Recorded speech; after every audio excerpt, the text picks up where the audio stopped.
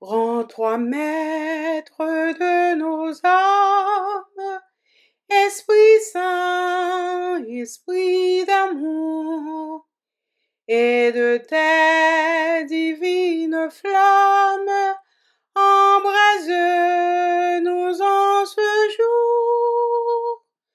Oh, viens, Esprit de Dieu, fais-nous sentir ta présence, revêt-nous de ta puissance et baptise-nous de feu. Esprit de Dieu, baptise-nous de feu. Amen. Prions le Seigneur. Père céleste en Jésus-Christ, nous célébrons et magnifions ton nom saint et glorieux. Tu es le commencement et la fin de toutes choses. Tu es saint, saint, saint, juste, fidèle et bienveillant envers nous. Tu nous combles de tes grâces et de tes bénédictions jour après jour. Tu nous conserves ta bonté en ces jours de pandémie. Lorsque nos routes sont parsemées d'obstacles, tu nous portes sur ton épaule pour nous épargner des dangers. Nous réclamons ta sainte présence encore une fois à ce service d'adoration que nous voulons t'offrir en signe de reconnaissance envers toi. Prends toute la place, Seigneur. Remplis-nous de ton Saint-Esprit. Sois avec le pasteur Kernisan qui est porteur du message de ce matin. Sois aussi avec les différents intervenants. Nous nous unissons dans un même esprit pour donner gloire, honneur et louange au Père, au Fils et au Saint-Esprit. Mets ton sceau sur nous, Seigneur Dieu, car, Seigneur, nous voulons t'adorer, parce que nous savons que tu es le seul digne de recevoir nos louanges, nos hommages en ce nouveau jour que tu as fait. Nous te prions non en vertu de nos mérites personnels. Nous le faisons au nom et par les mérites de Jésus-Christ, notre libérateur, qui vit et règne avec toi dans l'unité avec le Saint-Esprit pour les siècles des siècles. Amen. Notre Père qui es aux cieux, que ton nom soit sanctifié, que ton règne vienne, que ta volonté soit faite sur la terre comme au ciel. Donne-nous aujourd'hui notre pain quotidien et pardonne-nous nos offenses, comme aussi nous pardonnons à ceux qui nous ont offensés. Et ne nous laisse pas succomber à la tentation, mais délivre-nous de tout mal, Seigneur. Car c'est à toi qu'appartiennent le règne, la puissance et la gloire au siècle des siècles. Amen. Bienvenue à tout un chacun. Bon culte et bon dimanche sous le regard du Seigneur. Amen.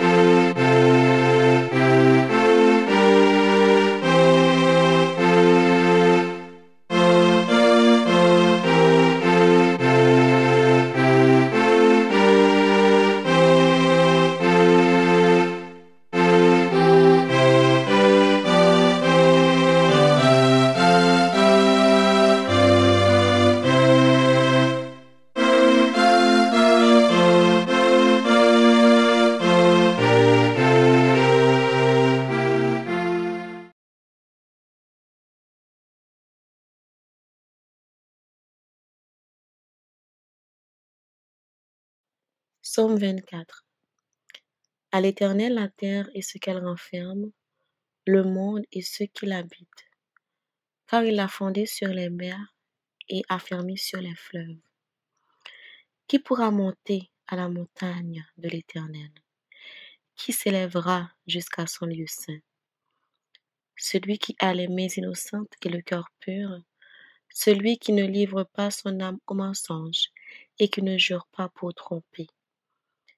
Il obtiendra la bénédiction de l'Éternel, la miséricorde du Dieu de son salut. Voilà le partage de la génération qui l'invoque, de ceux qui cherchent ta face de Jacob. Portes, élevez vos linteaux, élevez-vous portes éternelles, que le roi de gloire fasse son entrée. Qui est ce roi de gloire? L'Éternel fort et puissant, l'Éternel puissant dans les combats. Portes, élevez vos linteaux, élevez les portes éternelles, que le roi de gloire fasse son entrée. Qui donc est ce roi de gloire? L'Éternel des armées. Voilà le roi de gloire. Amen.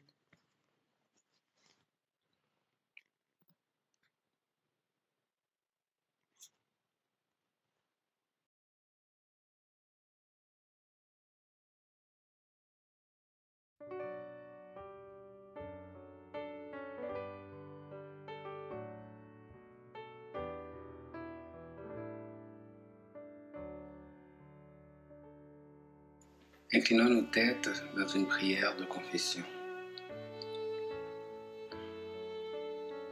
Jésus, par ton sang précieux, enlève mon iniquité. Regarde-moi du haut des cieux, dis-moi que tu m'as pardonné. J'ai longtemps erré cœur rebelle, mais j'entends ta voix qui m'appelle. Au pied de ta croix maintenant, tout confus, brisé, je me rends.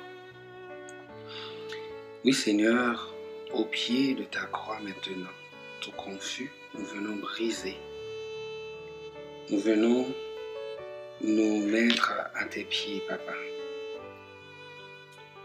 Aie pitié de moi dans ta bonté, selon ta grande miséricorde, efface mes transgressions. Lave-moi complètement de mon iniquité et purifie-moi de mon péché. Père, nous venons devant toi ce matin. Nous venons à tes pieds pour te demander pardon. Pardon, Papa, pour nos mauvaises pensées. Pardon pour nos mauvaises actions. Pardon pour nos paroles blessantes. Pardon pour toutes les fois où nous avons peut-être jugé nos prochains. Car Père, nous sommes tous pécheurs à tes yeux. Nous ne valons pas mieux que notre frère ou notre sœur qui est à notre côté, qui est à nos côtés. Nous voulons te demander pardon, Papa. Pardon, Seigneur, si par nos agissements ou par nos paroles, nous avons pu humilier quelqu'un. Pardon, Papa.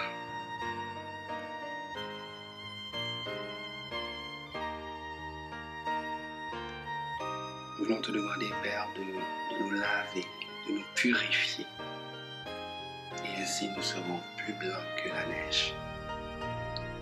Blanc, plus blanc que neige.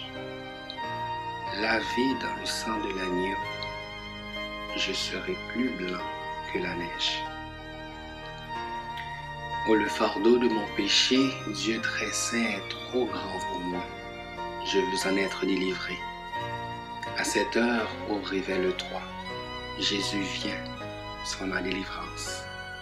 Seul tu peux calmer ma souffrance. Au pied de ta croix maintenant, tout confus, brisé, je me rends. Quand Seigneur, Jésus-Christ est mort pour nous sur la croix.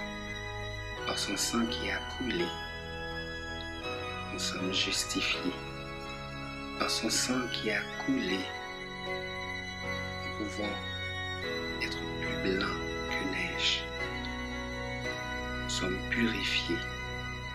Nous sommes justifiés par le sang de l'agneau qui a été coulé sur le bois du calvaire.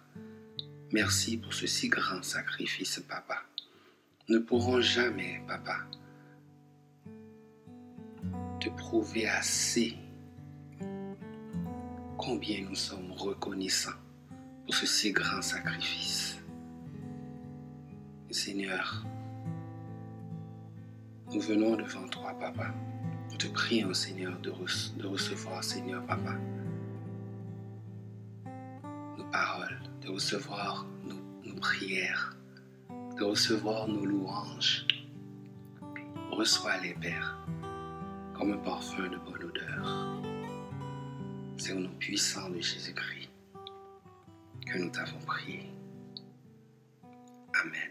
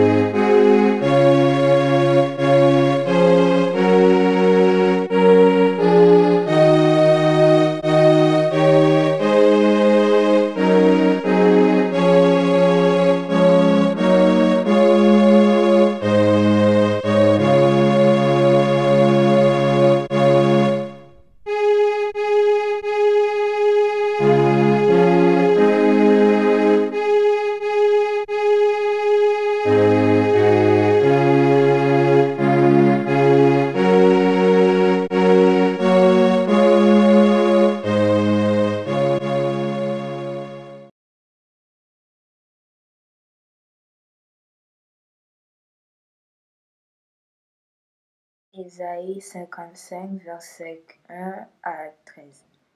Vous tous qui avez soif, venez aux eaux. Même celui qui n'a pas d'argent, venez acheter et manger. Venez acheter du vin et du lait sans argent, sans rien payer. Pourquoi pesez-vous de l'argent pour ce qui ne nourrit pas? Pourquoi travaillez-vous pour ce qui ne rassasie pas? Écoutez-moi donc et vous mangerez ce qui est bon et votre âme se délectera de mes succulents. Prêtez l'oreille et venez à moi, écoutez, et votre âme vivra. Je traiterai avec vous une alliance éternelle pour rendre durable mes faveurs en David. Voici, je l'ai établi comme témoin auprès des peuples, comme chef et dominateur des peuples. Voici, tu appelleras des nations que tu ne connais pas, et les nations qui ne te connaissent pas accourront vers toi à cause de l'Éternel, ton Dieu, du Saint d'Israël qui te glorifie. Cherchez l'Éternel pendant qu'il se trouve, invoquez-le tandis qu'il est prêt, que le méchant abandonne sa voie et l'homme d'iniquité ses pensées, qu'il retourne à l'Éternel qui aura pitié de lui, à notre Dieu qui ne se lasse pas de pardonner, car mes pensées ne sont pas vos pensées, et vos voix ne sont pas mes voix, dit l'Éternel. Autant les cieux sont élevés au-dessus de la terre, autant mes voix sont élevées au-dessus de vos voix, et mes pensées au-dessus de vos pensées. Comme la pluie et la neige descendent des cieux, elles n'y retombent pas sans avoir arrosé, fécondé la terre et fait germer les plantes, sans avoir donné de la sémence aux semeurs. Et du pain à celui qui mange, ainsi en est-il de ma parole qui sort de ma bouche. Elle ne retourne point à moi sans effet, sans avoir exécuté ma volonté et accompli mes desseins. Oui, vous sortirez avec joie et vous serez conduits en paix. Les montagnes et les collines éclateront d'allégresse devant vous, et tous les arbres de la campagne battront des mains. Au lieu de l'épine s'enlèvera le cyprès. Au lieu de ronces croîtra le myrte, et ce sera pour l'Éternel une gloire, un monument perpétuel impérissable. Amen.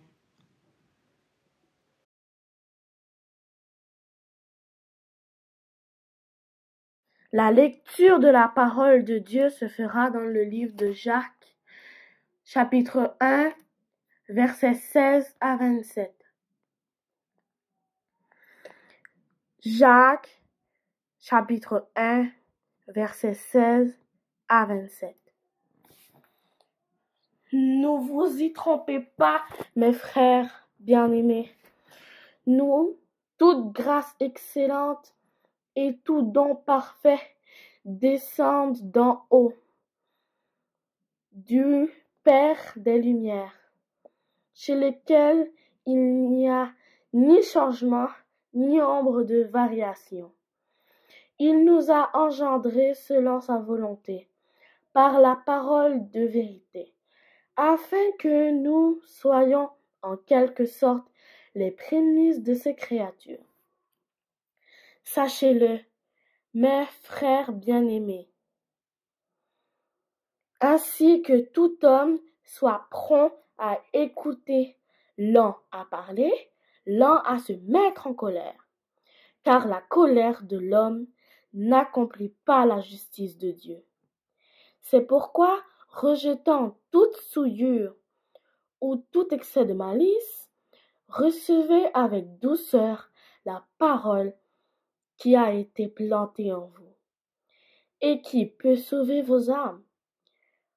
Mettez en pratique la parole et ne vous bornez pas à l'écouter, en vous trompant vous-même par de faux raisonnements.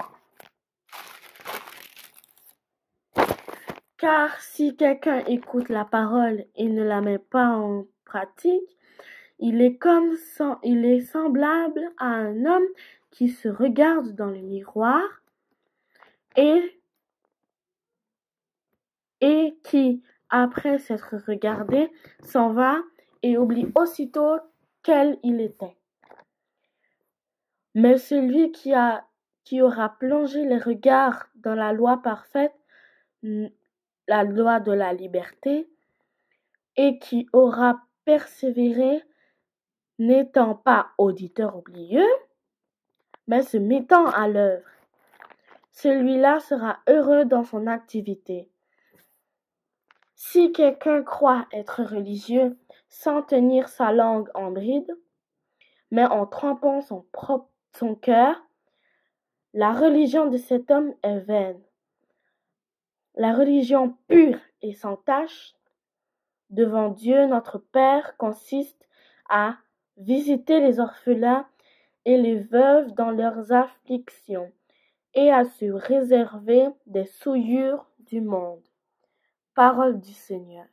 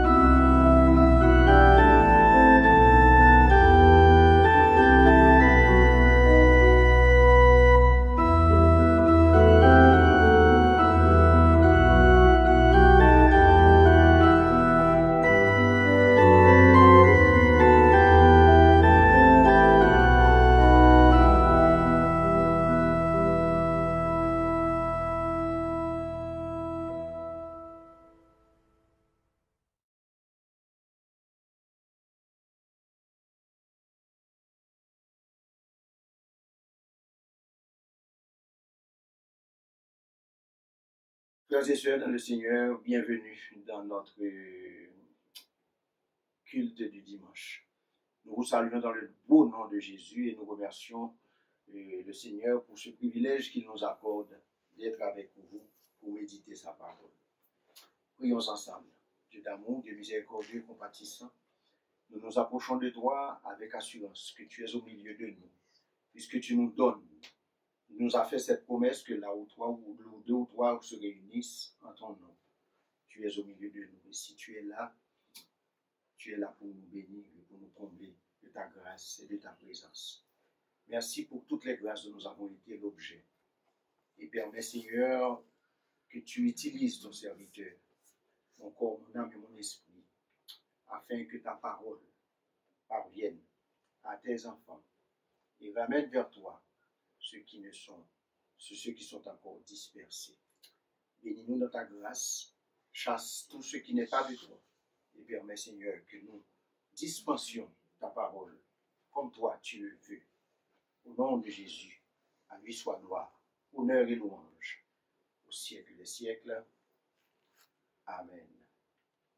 Seigneur, parlez, moi pour parler, tant qu'on et qu'on voit ou même, qui t'aime chercher, même j'en ou pitié tout qui perdu qui seul guide le Seigneur pour qu'à guider pied moun qui prend mauvais chemin bon manger pour capable nourrir moun qui grand goût acclame à nous. Nous avons lu des passages de la Bible, mais le passage aujourd'hui qui fera l'objet de notre réflexion, notre méditation, se trouve à l'épître de Jacques, au chapitre 1er, du verset 19 jusqu'au verset 27. Je prendrai le temps de le relire pour vous, afin de vous permettre d'entrer dans le message de la parole de Dieu. Sachez-le, mes frères bien-aimés, ainsi que tout homme soit prompt à écouter, lent à parler, lent à se mettre en colère, car la colère de l'homme n'accomplit pas la justice de Dieu. C'est pourquoi, rejetant toute souillure et tout excès de malice, recevez avec douceur la parole qui a été plantée en vous et qui peut sauver vos âmes. Mettez en pratique la parole et ne vous bornez pas à l'écouter en vous trompant vous-même par de faux raisonnements.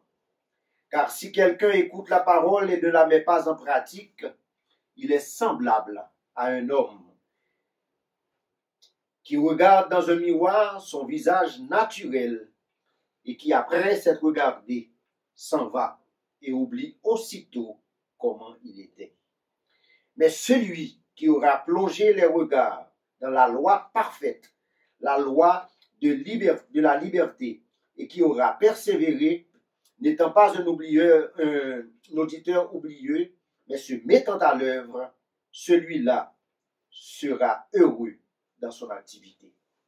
Si quelqu'un croit être religieux, sans tenir sa langue en bride, mais en trompant son cœur, la religion de cet homme est vaine. La religion pure et sans tache devant Dieu notre Père consiste à visiter les orphelins et les veuves dans leurs afflictions et à se préserver des souillures du monde. Que Dieu daigne bénir cette portion d'écriture afin qu'elle serve à l'édification de nos âmes. Tout d'abord, nous pensons qu'il est important pour nous, pour chacun de nous situer à l'intérieur de cette portion de l'Écriture faite par l'apôtre Jacques. La Bible définit la volonté de Dieu, la volonté de Dieu sous 3 appellations différentes, ou même plus que 3 appellations différentes, mais nous nous limiterons aux 3 que je vous cite ici. Elle parle des fois de la loi de Dieu, qui veut dire tout simplement une instruction sur la voie à suivre, donc qui se rapporte en fait à toute la Bible, notre Bible de 66 livres, comme il est dit dans le psaume 40, verset 9, « Je veux faire ta volonté, mon Dieu, et ta loi est au fond de mon cœur. » Romains 2, versets 17 et 18 nous permet aussi de nous rendre compte de ce que c'est que la parole de Dieu. Il dit, toi qui connais la volonté de Dieu, qui apprécie la différence des choses, étant instruit par sa loi. Donc, étant donc instruit par la loi de Dieu qui nous indique le chemin à prendre. La deuxième façon de voir la parole de Dieu, de voir la Bible, de voir les Écritures, de voir l'Écriture, c'est tout ce que Dieu désire. Ce terme renvoie plutôt à la volonté parfaite, à l'égard de la volonté parfaite de Dieu à l'égard de l'humanité.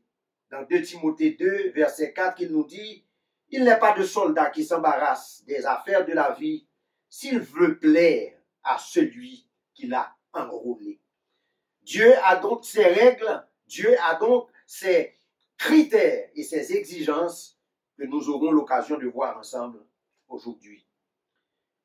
Et troisièmement, il y a ce qu'on appelle, ce que l'on peut appeler ce qui arrive avec la permission de Dieu, qui ne fait pas partie de sa volonté absolue, qui ne fait pas partie de ce qu'il désire réellement, mais qu'il permet, qui existe, qui permet, qui soit tout simplement réalisé. L'exemple parfait dans ce cas-ci, c'est le cas de Balaam devant l'insistance qu'il a reçue pour venir maudire le peuple de Dieu.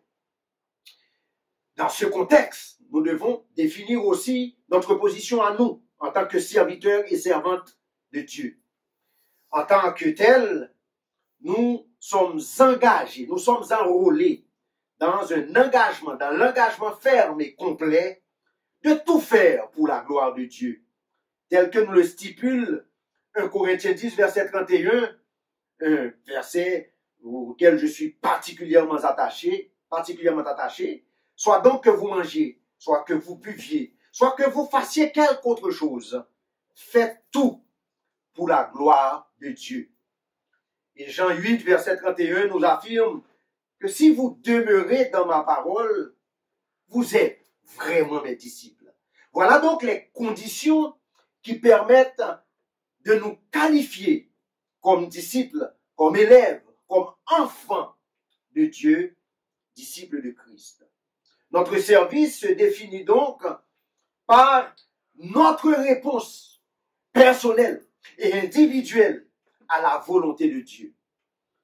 Nous lisons par exemple dans le psaume 1er, heureux l'homme, alléluia, qui ne marche pas selon le conseil des méchants, qui ne s'arrête pas sur la voie des pécheurs, mais qui trouve son plaisir dans la loi de l'Éternel et qui la médite jour et nuit. Il est comme un arbre planté près d'un courant d'eau, qui donne son fruit en sa saison et dont le feuillage ne se flétrit point. La volonté de Dieu fait donc partie de notre vie de serviteur dans ses moindres détails, et ce, sur une base quotidienne. Et les implications particulières que nous aurons avec ça, c'est premièrement une obligation de rechercher et de connaître cette volonté, la volonté de Dieu. Dans Éphésiens 5, verset 17, nous lisons, « C'est pourquoi ne soyez pas inconsidérés, mais comprenez quelle est la volonté du Seigneur. » Nous avons donc la responsabilité de nous habituer à la parole de Dieu, de nous acclimater à cette parole-là de la comprendre et de la posséder afin de l'appliquer dans nos vies. Deuxièmement, nous avons l'obligation non seulement de connaître cette volonté, mais aussi de nous y consacrer aussitôt que nous parvenons à sa révélation. Colossiens 1er, versets 9 et 10, que vous soyez remplis de la connaissance de sa volonté en toute sagesse et intelligence spirituelle.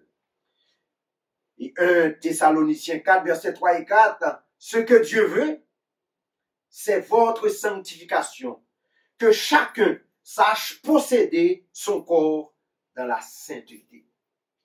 Troisièmement, nous devons aussi désirer fondamentalement l'accomplissement de la volonté de Dieu. Quand nous disons le Notre Père, nous ne répétons pas que ta volonté soit faite parce que tout simplement c'est un passage qui nous est donné pour que nous le récitions. Mais nous souhaitons réellement et nous implorons Dieu pour que sa volonté soit faite non seulement au ciel et sur la terre, mais aussi dans nos vies, dans notre existence, dans notre train-train de chaque jour. Matthieu 6, verset 10, Matthieu 26, verset 42, où Christ, devant l'ampleur du sacrifice qu'il subit et qu'il est prêt à subir pour nous, il demande à son Père, dans Matthieu 26, si cette coupe peut s'éloigner de moi, mais non pas ma volonté, mais la tienne.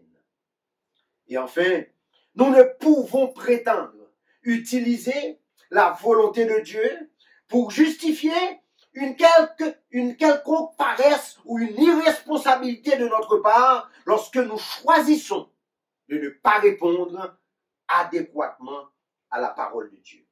Car il nous est dit dans Éphésiens 6, versets 10 à 20, fortifiez-vous et que votre cœur s'affermisse.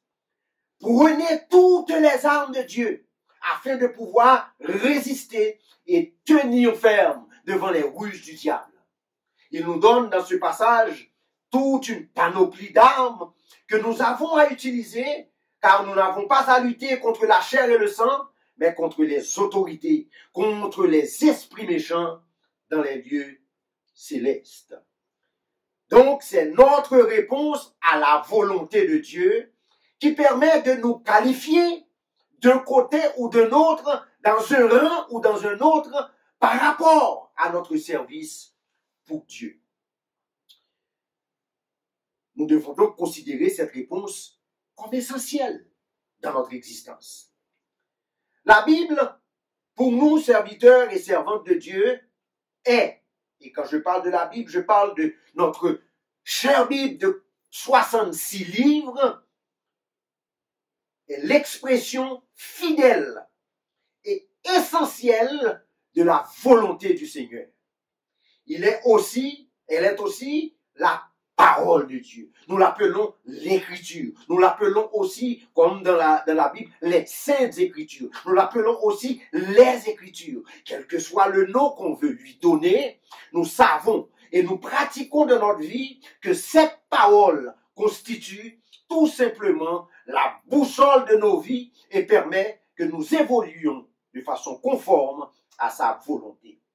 Donc, en tant que serviteurs et servantes du Dieu vivant, notre responsabilité est particulièrement d'accomplir joyeusement et le plus fidèlement possible la volonté absolue de Dieu, du Dieu vivant, qui a tant aimé le monde, qu'il a donné son Fils unique, afin que quiconque croit en lui ne périsse point, mais qu'il ait la vie éternelle. Nous sommes donc les garants de la volonté de Dieu. Nous constituons cette élite qui doit tout simplement vivre à l'exemple de Jésus-Christ et qui doit, par son exemple, ramener les hommes vers Dieu.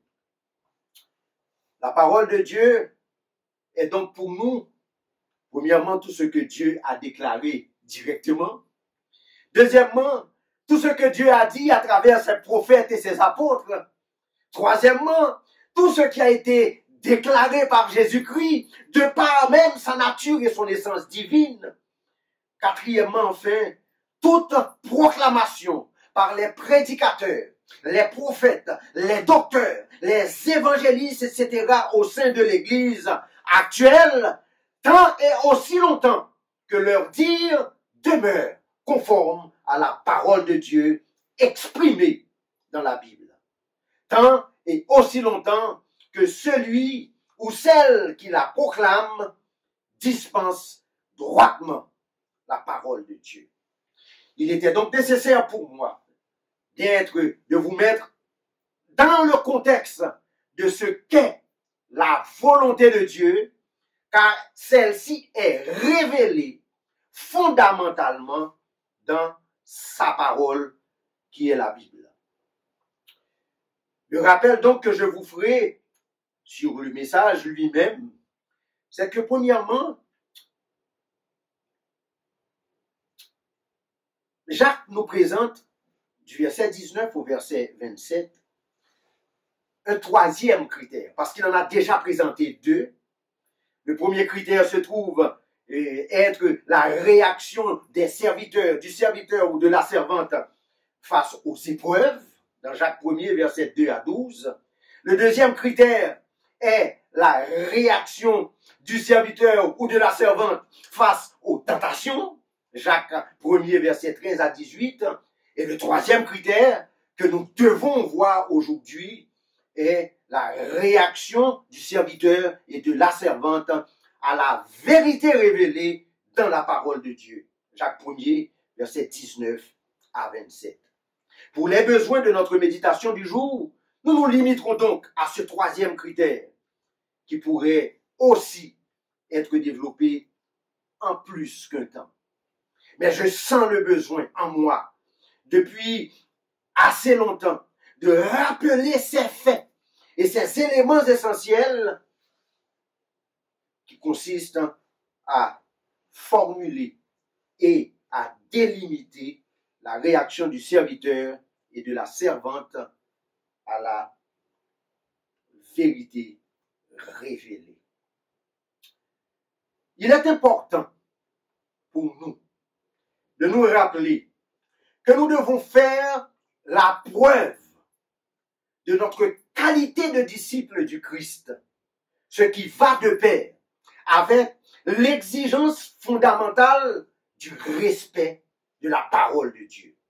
Dans Jean 3, versets 31 et 32, Christ nous dit, « Si vous demeurez dans ma parole, vous êtes vraiment mes disciples. Vous connaîtrez la vérité et la vérité vous affranchira. » Donc, en ce sens, seule la vérité de Dieu est capable de nous rendre libres pour servir et vivre à la gloire de notre Seigneur.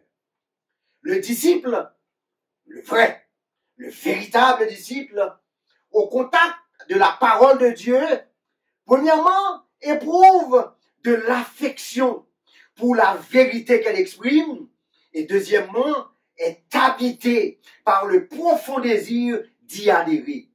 C'est la preuve d'une véritable conversion, de véritable contact, d'une véritable intimité du serviteur ou de la servante avec le Seigneur. La foi qui sauve donc se caractérise par, premièrement, et ce sont les parties que nous développons pour vous, une juste réception de l'Écriture en tant que parole de Dieu. Jacques 1er, verset 19 à 21.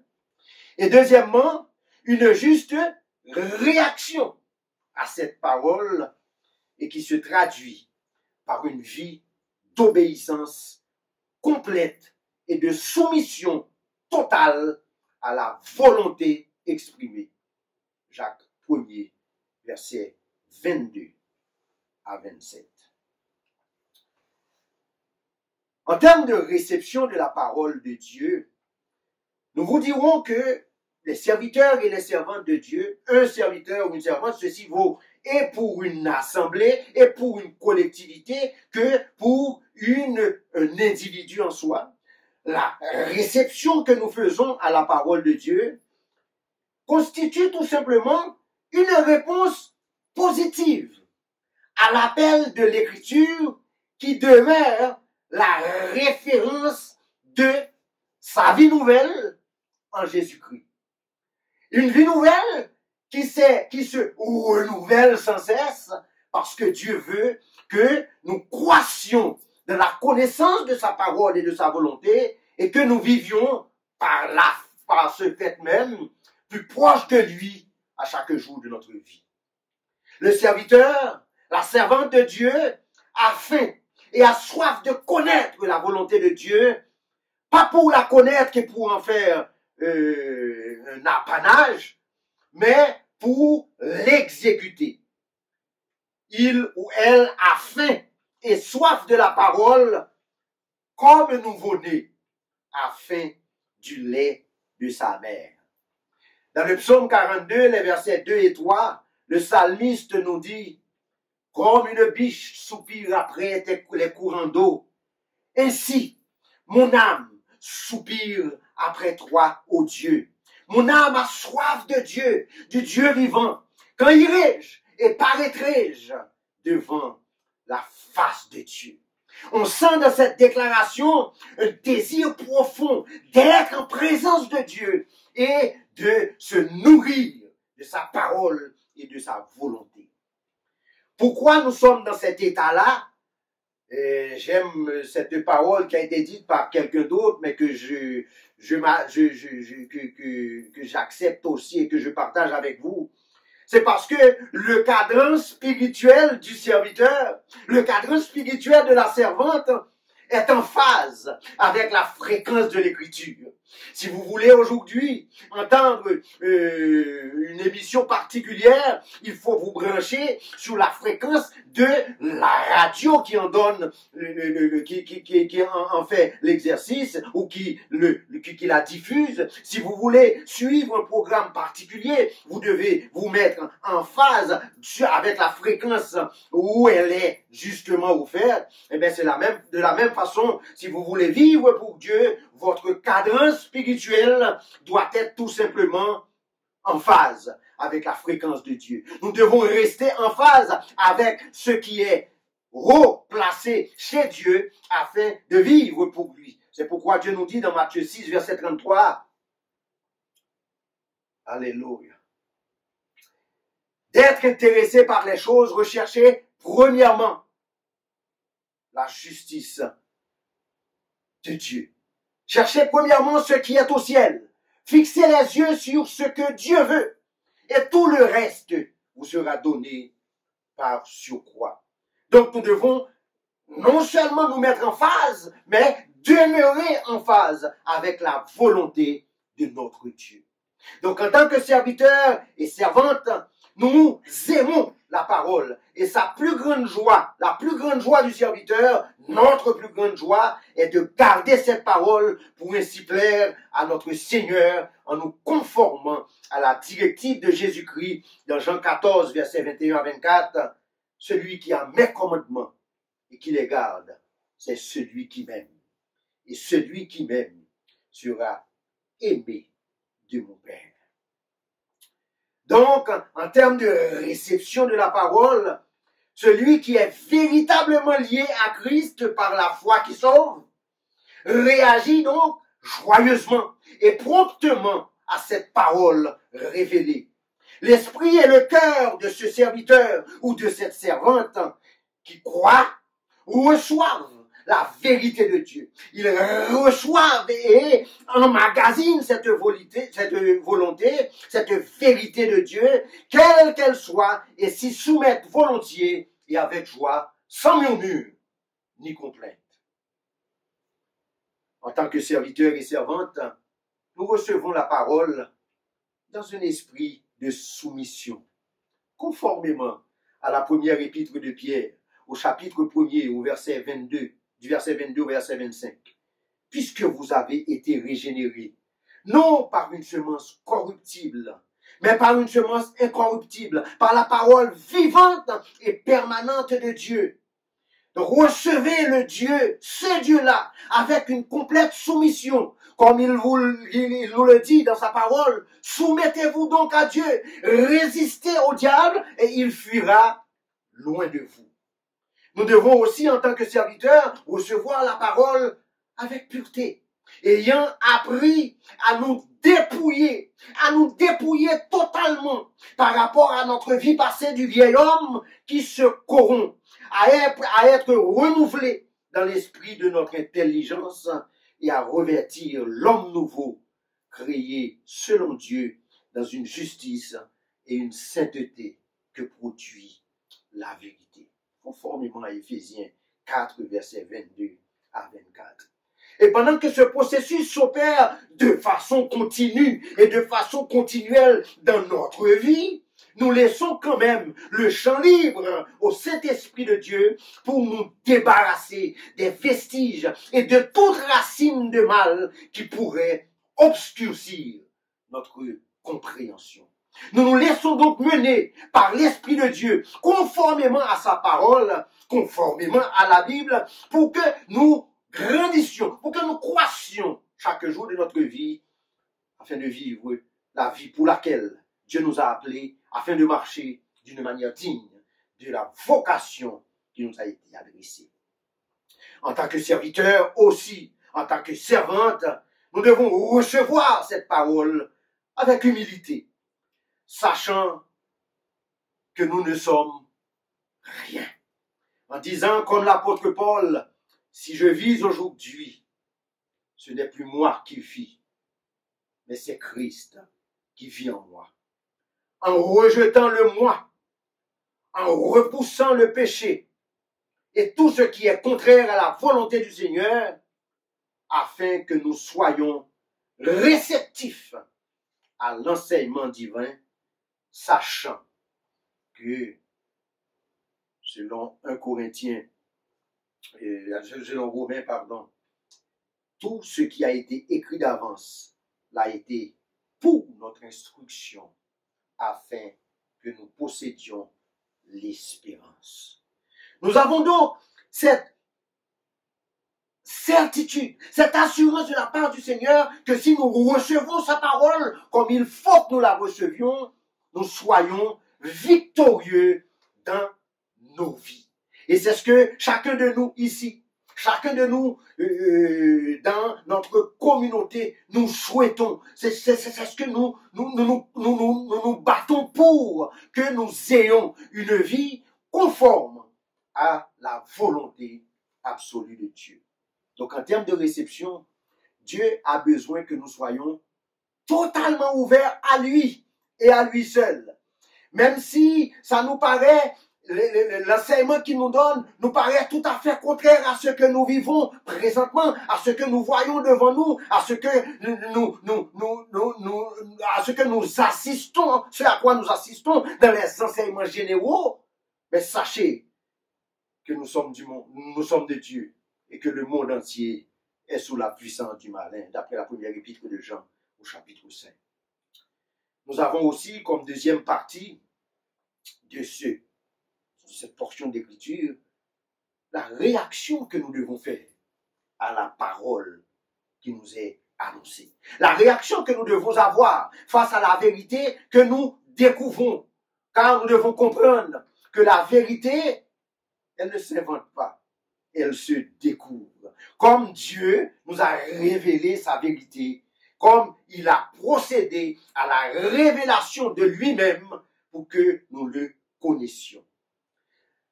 Nous vous dirons à ce moment-là, la bonne réaction à la parole de Dieu, donc à la vérité révélée, se caractérise, premièrement, par l'obéissance, qui est l'exigence la plus fondamentale du service chrétien évangélique et le dénominateur commun de tous les serviteurs et les servantes authentiques. Nous devons obéir à la parole de Dieu.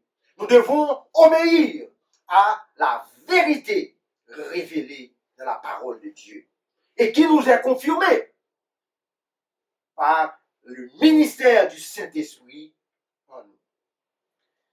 Deuxièmement, la bonne réaction à la parole, à la vérité révélée, se caractérise aussi par la vraie vie spirituelle, selon les critères de Dieu, qui ne signifie pas un simple acquiescement un engagement momentané, un acquiescement intellectuel ou un engagement émotionnel, mais plutôt une adéquation de plus en plus forte aux Saintes Écritures qui rassemblent dans l'ensemble de la Bible l'expression, comme j'avais dit tantôt, de la volonté de Dieu, d'abord et avant tout, pour nous qui sommes devenus ses enfants et des sujets de son royaume.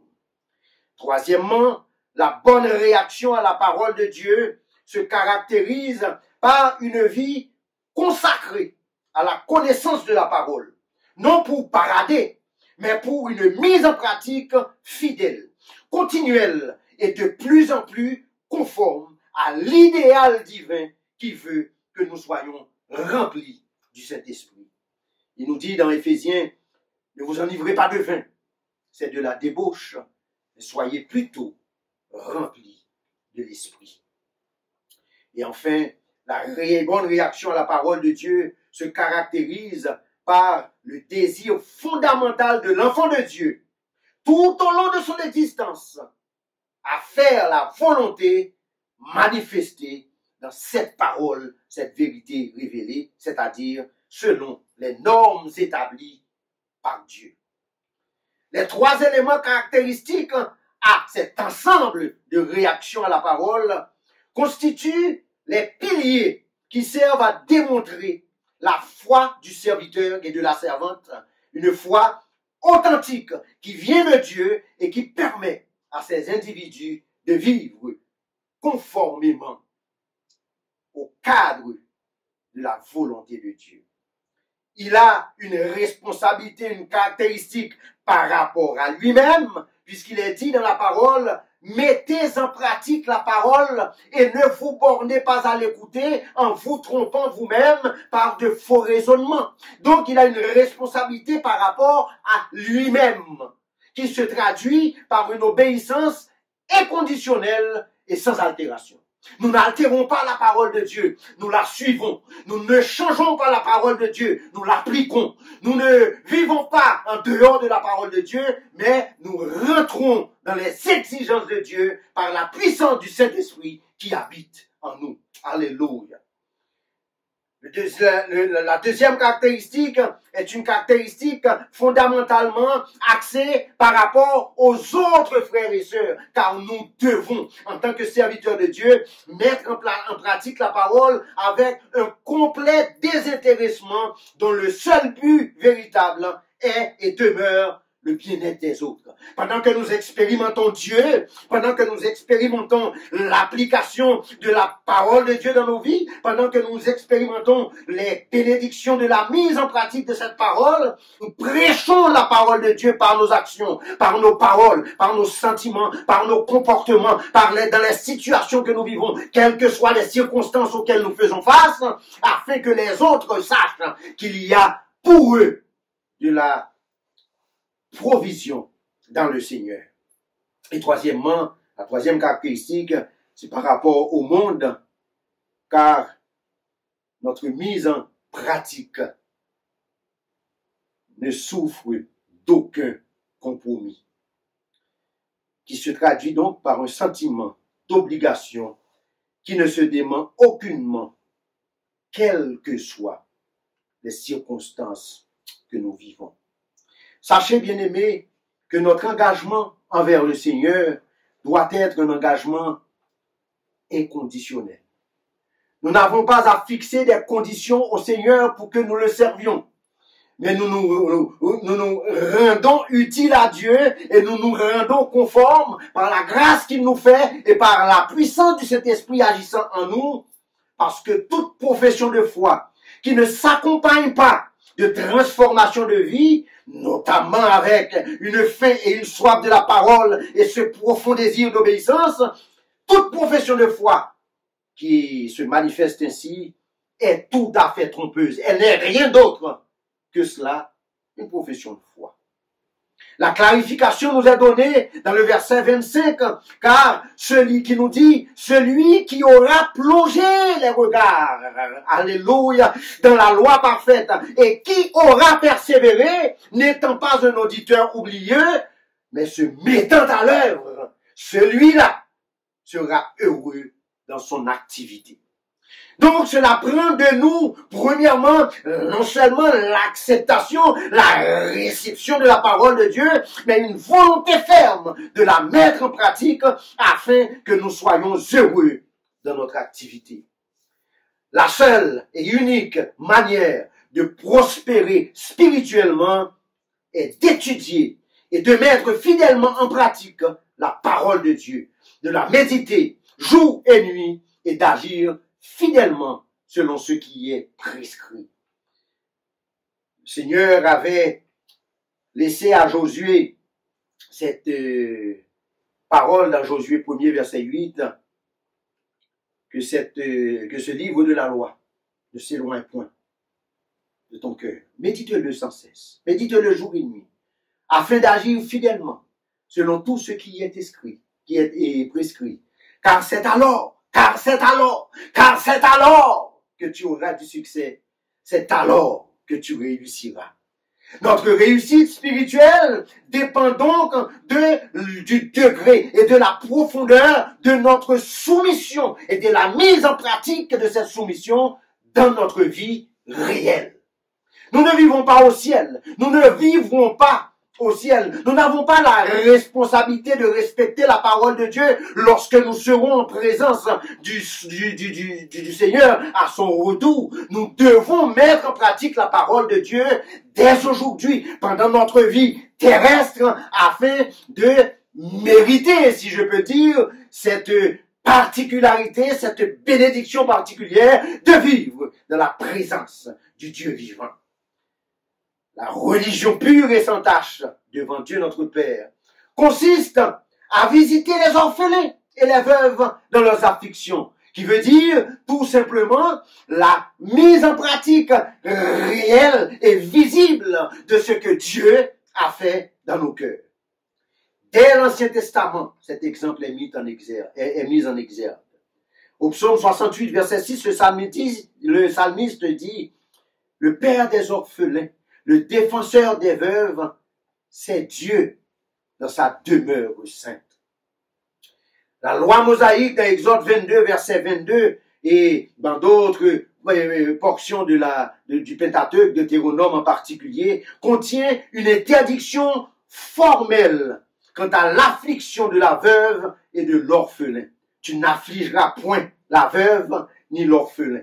Ce qui implique pour nous une responsabilité particulière de prendre soin de ceux qui sont dans le besoin.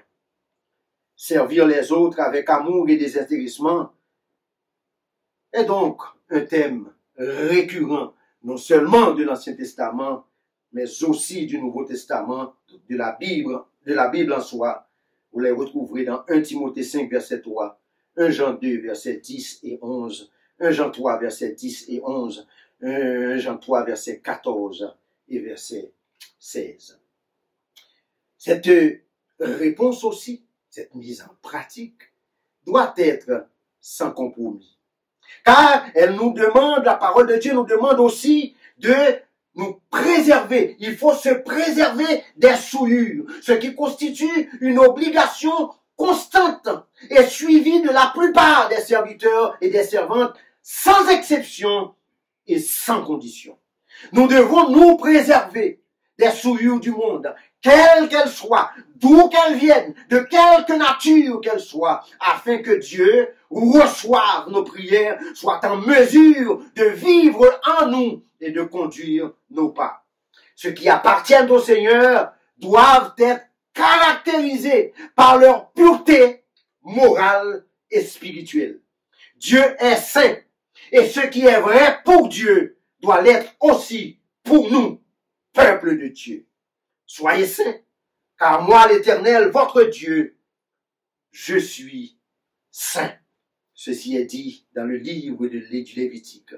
Et 1 Pierre 1, verset 15 nous rappelle, puisque celui qui vous a appelé est saint, vous aussi, donc nous aussi, soyons saints dans toute notre conduite, selon qu'il est écrit, vous serez saints, car je suis saint. Ceux qui ne participent pas à cette mise à part pour Dieu, afin que le Saint-Esprit trouve en eux l'espace nécessaire, le temps nécessaire, le champ nécessaire pour les parfaire pour le service de Dieu, n'ont aucune part dans l'œuvre de Dieu.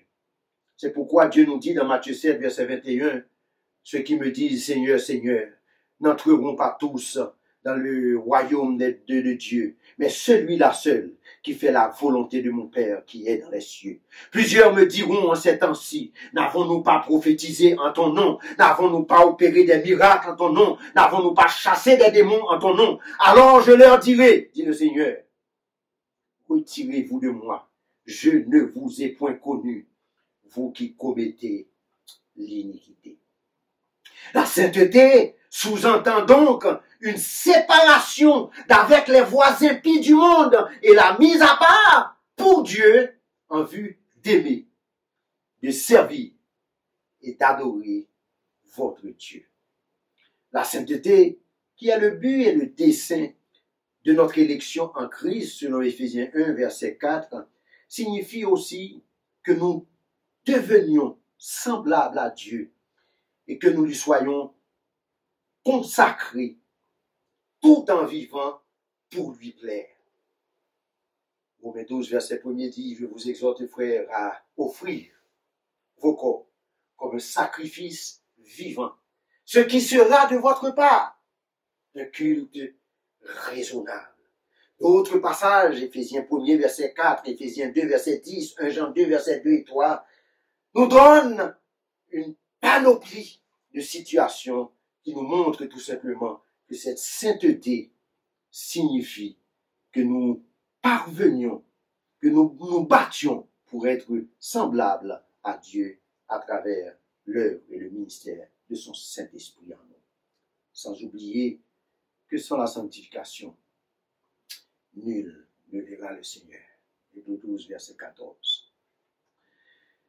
Quoi faire pour y arriver? C'est un programme qui est extrêmement lourd pour que nous arrivions à nous perfectionner de la sorte afin que Dieu prenne plaisir en nous. Quoi faire pour y arriver? Je vous répondrai tout simplement avec le verset 5 du psaume 37. Recommande ton sort à l'Éternel. Mets en lui ta confiance et il agira. Recommande ton sort à l'Éternel. Mets en lui ta confiance et il agira. Vous me direz donc, mais comment? Je vais vous donner une petite illustration. Dès le matin, chaque jour de ta vie, confie-toi à l'Éternel et appuie-toi sur sa fidélité et sa providence. Dis-lui sincèrement, du fond de toi-même, fais-moi dès le matin entendre ta bonté, car je me confie en toi. Fais-moi connaître le chemin où je dois marcher, car j'élève à toi mon âme. Psaume 143, verset 8. Trouve le temps de méditer la parole de Dieu, afin d'agir fidèlement selon tout ce qui est prescrit, car c'est alors que tu réussiras. C'est alors que tu auras du succès. Josué 1er, verset 8. Dieu a donné cette ligne à Josué et qui doit nous servir aussi dans notre formation et dans notre éducation, dans notre instruction, que si nous suivons la parole de Dieu, nous serons heureux dans notre activité. Donc trouve le temps de méditer la parole de Dieu. Si nous nous appuyons uniquement sur les responsabilités et les activités que nous avons à accomplir parce que nous sommes dans ce pays ou parce que nous sommes dans ce temps, nous ne trouverons pas la place ni le temps pour Dieu. Mais ce temps-là, nous devons le trouver. Nous devons nous le donner. Nous devons le donner à Dieu afin de lui permettre de nous pénétrer et de vivre en nous. Afin que nous soyons des enfants de lumière. Troisièmement, persévère dans la prière, bien-aimé. Persévère dans la prière chaque jour de ta vie. Et approche-toi de ton Père afin de trouver dans ton cœur, comme il l'a dit dans le psaume, des chemins tout tracés. Alléluia. Que son Saint-Esprit te révélera. Quatrièmement, chante les louanges de ton Dieu. Exalte ton Seigneur. Chante-lui tes louanges. Chante-lui tes louanges. Car l'Éternel sied au milieu des louanges de son peuple. Aussi longtemps que tu chanteras les louanges de Dieu, c'est aussi longtemps que le diable ne pourra pas rentrer dans ton espace vital pour te toucher, car il ne pourra pas t'atteindre. Et enfin, rappelle-toi que Jésus-Christ est ton repos. C'est vers lui que tu te tournes et c'est par son sacrifice que tu as accès à toutes les bénédictions de Dieu. Il a dit dans Matthieu 11, verset 28, « Venez à moi, vous tous qui êtes fatigués et chargés, et je vous donnerai du repos. » Au milieu de ce monde troublé, au milieu de cette pandémie qui domine la planète entière, qui nous oblige à opter pour d'autres méthodes pour atteindre les gens qui n'ont pas encore reçu Christ dans leur vie, ou de garder le lien entre nous en tant que frères et sœurs. Mais nous savons que le Seigneur est là et qu'il nous conduira afin que nous bénéficions et que nous profitions de ces occasions-là pour aller plus loin avec le Seigneur. Qu'il en soit ainsi pour vous et que le Seigneur vous bénisse. À l'approche de la fin de l'année 2020, je prie que Dieu nous accorde en 2021, entre autres, la bénédiction spéciale de respirer librement, sans masque, et de pouvoir se retrouver dans l'enceinte de notre église ou à n'importe quelle autre place pour chanter les louanges de notre Seigneur. Maranatha, Maranatha, viens, Seigneur Jésus. Que le Seigneur vous bénisse. Amen.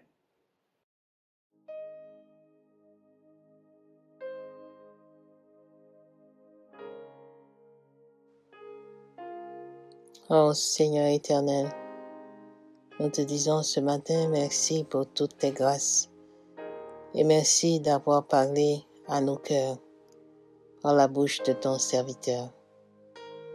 Merci Seigneur pour ta parole qui est vérité et cette parole qui a le pouvoir d'aller en profondeur pour accomplir tout ce qu'elle doit accomplir pour chaque personne qui aurait entendu et qui l'aurait reçu. Nous te disons merci, Seigneur, de nous permettre d'être en ta présence une autre fois, de pouvoir parler, de célébrer ton nom. Nous te disons merci, Seigneur, de nous rappeler que tu es encore tout près. Permets-nous de te chercher, Seigneur, pendant que tu es tout près, afin que nous puissions découvrir tout ce que tu as encore en réserve pour chacun de nous. Nous te prions, Père, de nous remplir de toi, afin que nous puissions avoir des pensées semblables à toi, que nous puissions nous conduire en véritables disciples de Jésus-Christ. Merci, Seigneur, parce que tu es tout-puissant dans nos faiblesses. Merci surtout parce que tu nous pardonnes nos péchés, Père. Tu connais les détails de nos cœurs avant même que nous puissions parler. Nous te demandons pardon, Seigneur, d'avoir été des auditeurs oublieux si souvent de ta parole et n'avoir pas rempli notre rôle d'ambassadeur ou ambassadrice de ton amour auprès de ceux que tu as placés à côté de nous dans notre travail, dans notre environnement, dans notre voisinage. Toutes ces personnes, Seigneur, qui souvent ne sont pas très coopératives, ne sont pas très faciles à vivre. Mais tu les aimes quand même et tu veux que nous continuions à partager ton amour afin qu'ils voient, afin qu'ils sachent, afin qu'ils se décident à venir et goûter combien l'Éternel est bon. Seigneur, nous n'avons aucun mérite, mais nous savons que tu nous pardonnes quand nous demandons pardon. Nous te demandons pardon, Père, et te demandons de nous laver, de nous renouveler pour que nous puissions accomplir ton œuvre. Ne permets pas que nous soyons tellement remplis de ce que nous savons que nous passons à côté de la cible, Père. Qu'est-ce que nous avons que nous n'avons reçu? Toute grâce excellente vienne de toi, comme nous venons de lire dans ta parole. Et nous te disons merci, Seigneur, de nous rendre capables, de nous aider à devenir meilleurs chaque jour et plus près de toi. Dieu Tout-Puissant éternel, nous ne pouvons pas continuer la marche sans toi.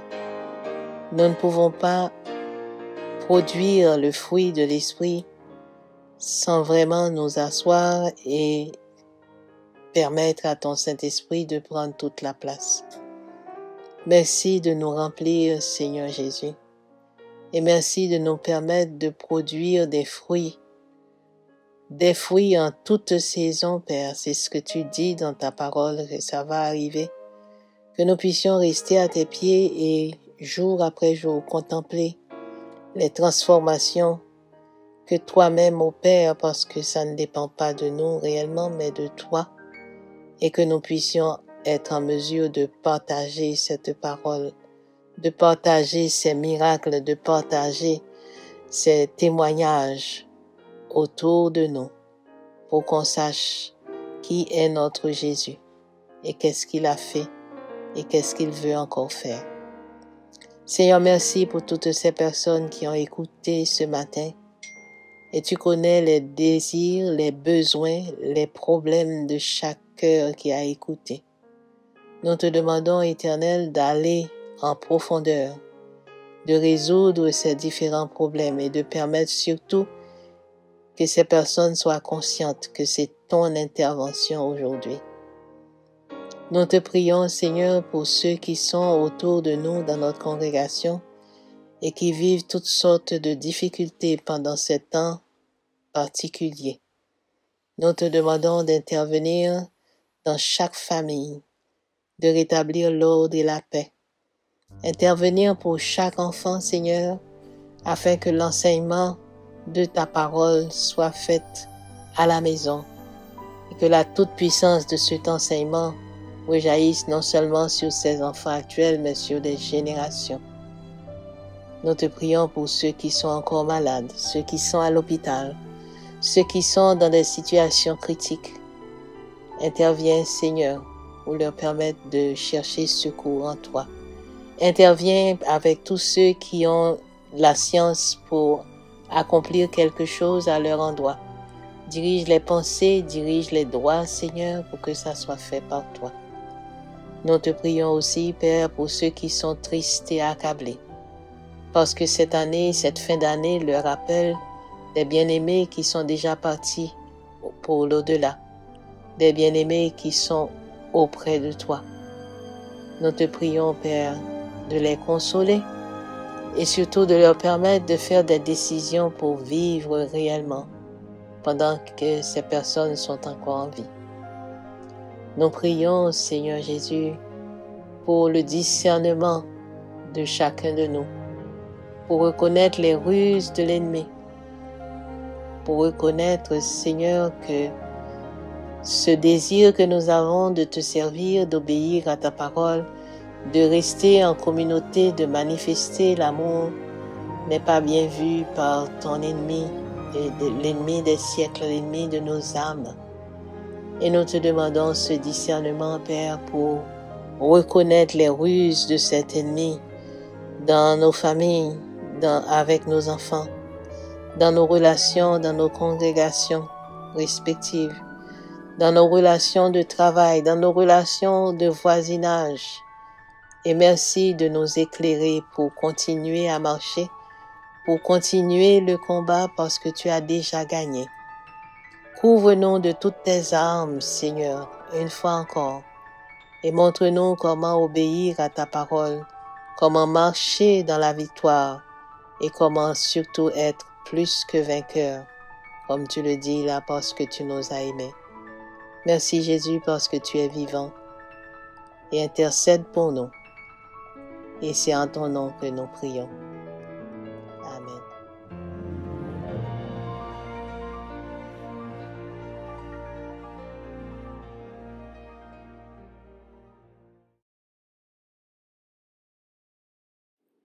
Voici les différentes annonces de la semaine.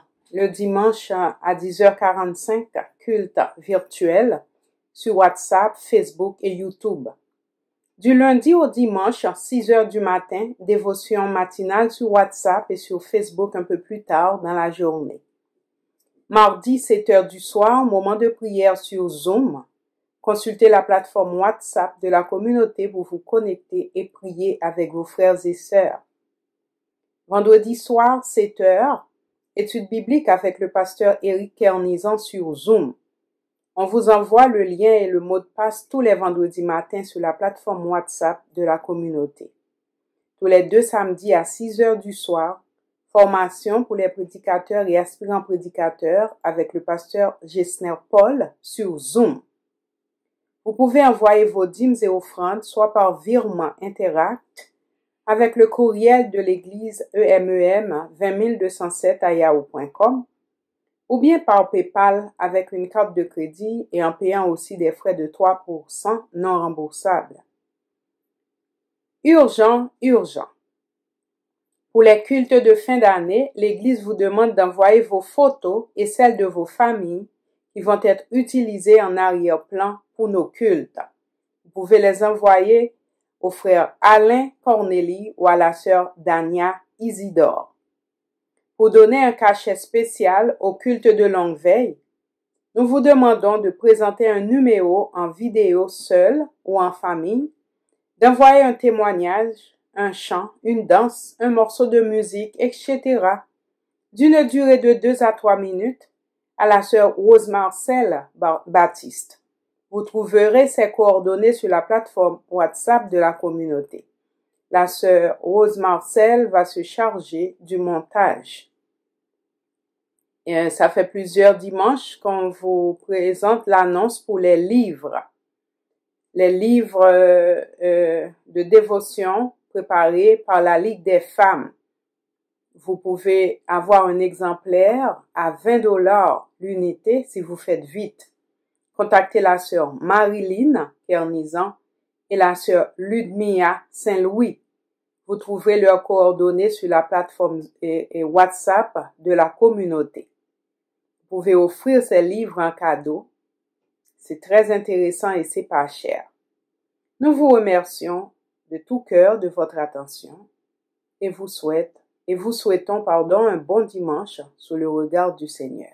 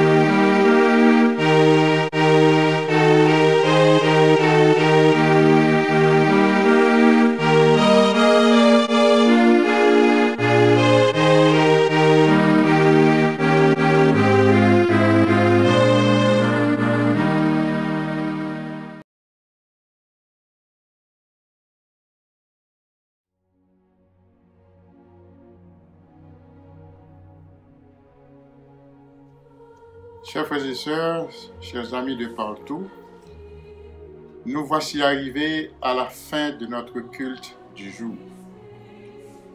Nous espérons que votre âme a été bénie dans le Seigneur.